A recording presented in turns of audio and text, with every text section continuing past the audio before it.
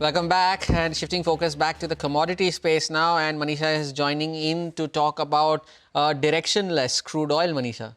Well, after 3 weeks of gains and hitting an almost 1-month highs, we have seen some profit taking coming in for the crude oil prices.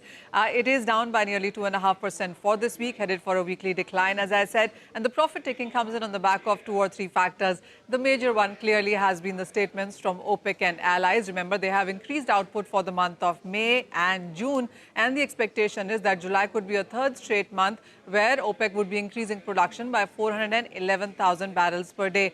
Well, the estimates are, and the conversations within OPEC is that they want to increase production by 2.2 million barrels by the month of November. So we will see this happen. But the point is that this increase in production is coming in at a time when the global markets are looking at weaker demand here.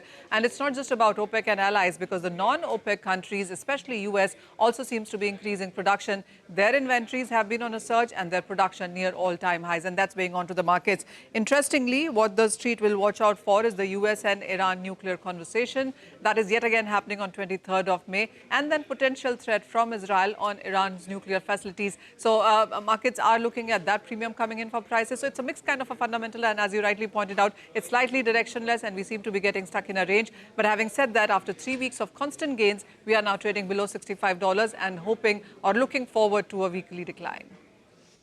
Indeed, Manisha, thanks a lot for that. A weekly decline in store for crude oil prices, just as when prices had started to hit a 1-month high. But Saumil Mehta from Mirae Asset Share Khan is